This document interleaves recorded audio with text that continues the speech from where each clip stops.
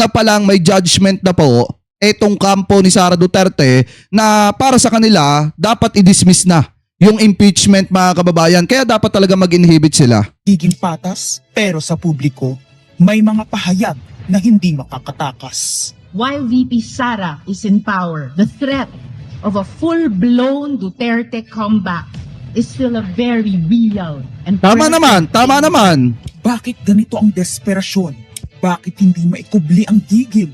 No. Bakit natataranta ang lahat? Mr. Speaker, I move to endorse to the Senate the resolution setting forth the articles of impeachment. Narito ang pagsisiwala. Noong April 22 sa Soler, nagkita si Tito Soto at House Speaker D para pag-usapan kung ano ang papakialaman sa 1987 Constitution habang nakaupo si Bongbong Marcos. Kasama ni House Speaker D ay si South Cotabato Congressman Ferdinand Hernandez. Kasama ni Soto ay ang dating Senate Secretary na si Mark Mendoza. Konas ang gusto nilang mode ng charter change.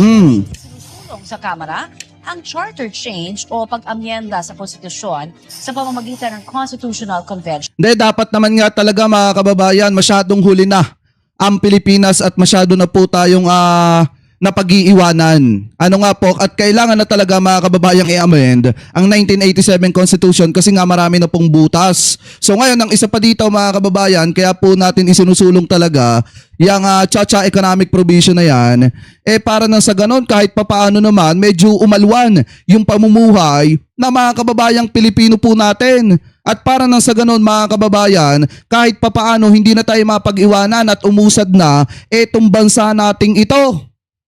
Diba? Kaya nga kung titingnan natin, mga kababayan, kahit yung kaalyado ni na Sara Duterte, ni na Amy Marcos na si Robin Padilla, gustong magkaroon ng pagbabago sa konstitusyon. Kasi nga, mga kababayan, masyado na napapag-iwanan ang Pilipinas, masyado na tayong huli.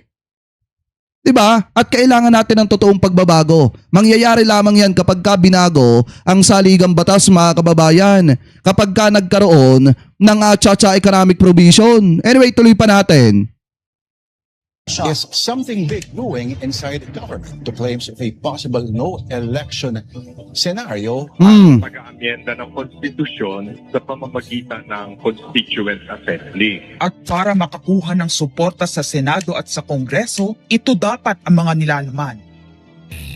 Dapat ma-extend ang termino ng mga senador at congressmen na mawawala na sa pwesto by 2028. Ang eleksyon sa bawat senador ay magiging by region. Nagdiskusyon sila kung 2 o 3 senador per region.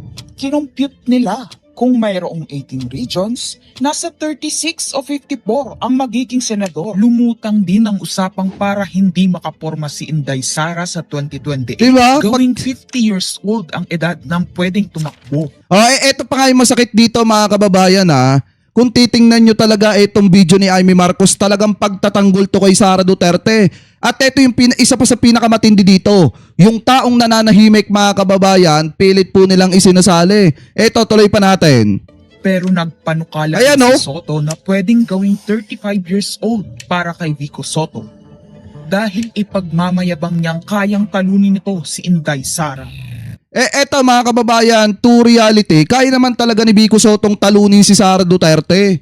Dahil marami sa mga kababayang Pilipino po natin ang gusto yung katulad ng pamumuno ni Mayor Vico Soto, mga kababayan, kaysa sa pamumuno or posibleng pamumuno ni Sara Duterte kung sakaling pala rin siya na manalo sa 2028. Kayo ba? Eto, mga kababayan, naprangkahan lang. Kung kayo ba tatanungin, sino ba masusuportahan nyo sa dalawa, si Mayor Vico Soto o si Sara Duterte? Halimbawa, kung mangyari nga na maibaba yung edad ng mga pwedeng tumakbo sa pagka-presidente. Sino ba, mga kababayan, ang mas karapat dapat sa dalawa? Si Vico Soto ba, halimbawa, kung tumakbo si Mayor Vico? O etong si Sara Duterte? Ayan comment nyo sa ating comment section. Kasi sa tutulang, mga kababayan, una pa lang, talagang sinabi na ni Mayor Vico na hindi siya tatakbo sa higher position. Kaya nga nakakapagtaka, bakit masyadong pinupunteriya ni Amy Marcos ngayon etong si Mayor Vico Soto? Bakit? Dahil natatakot ba sila na kapag ka na-impeach etong si Sara Duterte, halimbawa, pinatakbo nila sa pagka-presidente itong si Basti Duterte at sakto na halimbawa na ibaba yung edad at bigla ang nakumbinse ng taong bayan si Mayor Vico Soto, natatakot ba sila mga kababayan na baka talunin ni Mayor Vico Soto itong si Basti Duterte? Kaya maaga pa lang sinisira na po agad nila itong si Mayor Vico Soto. Hindi po ayos yan mga kababayan. Maaga pa lang talagang pinupolitika na nila etong si Mayor Vico Soto kahit wala namang ipinahayag na siya ay tatakbo sa pagka-presidente. Pero kung titingnan nyo, anong motibo ni Amy Marcos dito? Bakit si Mayor Vico Soto na nananahimik, na nagtatrabaho sa Pasig, pilit niyang isinasali sa kanilang problema mga kababayan? Di ba ituloy pa natin? Meron ako idadagdag maganda, Vicky. Ibaba natin ang edad ng presidente to 35. Eto, pakinggan nyo yung sinabi dito ni Tito Sen Pakinggan nyo yung sinabi ni Tito Sen dito. Bata na yun eh. Magagaling eh. Ibigay na natin sa mga kabataan na patakbo nitong bansa. Baka matinupay, mailagay natin. Baka sabihin nila, Senator Soto, this is to siguro allow your nephew, ba, si Vico, na tumakbo. Sabi ko na Maging qualify. Sabi ko na mag-iisip sila ng gano'n. Hindi ko naisip si Vico rin. Maliwanag naman sinabi dyan ni Tito Sen. Hindi ko naisip si Vico. Ibig sabihin, yung hirit niya mga kababayan na pababain, yung edad ng pipeding tumakbo sa pagka-presidente, para magkaroon tayo ng leader mga kababayan na medyo bata yung edad at the same time, kayang patakbuhin ang Pilipinas ng mas maayos. Kayo ba, ipagkakatiwala nyo ba ang bansang Pilipinas kay Sara Duterte na hindi nagtatrabaho? Takot sa mga interview, hindi masagot ang simpleng tanong ng mga media? Diba ako mga kababayan, hindi ko hahayaan yan. Napamunuan ng Pilipinas ng taong walang kaalam-alam pagdating sa problema na mga kababayang Pilipino po natin. Kaya nga dito maaga pa lang ginigiba na po agad nila si Mayor Vico Soto. Hindi po maganda yan.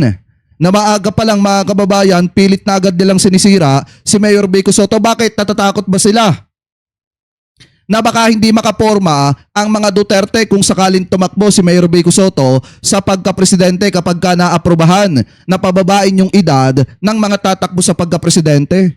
Di ba? Anyway, tuloy pa natin. Hindi ko naisip si Vico rin. Ang impormasyong ito ay mula mismo sa kasama sa meeting. Kasama din nila ay isang congressman, isang gobernador, isang retired military officer, isang dating may mataas na katungkulan, at 5 mula sa private at business sector.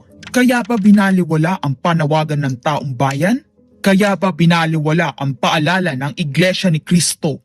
Hindi po nagbabago ang bilin ng Iglesia ni Cristo, Nelson, na ang Iglesia ni Cristo po ay tutol sa impeachment. Pegador, wala kang kawala. Pegador, kayo ay maganda. Pegador, galit sa masama. Pegador, ang sa inyo bebenga. Pegador, wala kang kawala. Pegador, kayo ay maganda. Pegador, galit sa masama. Pegador, ang sa inyo bebe.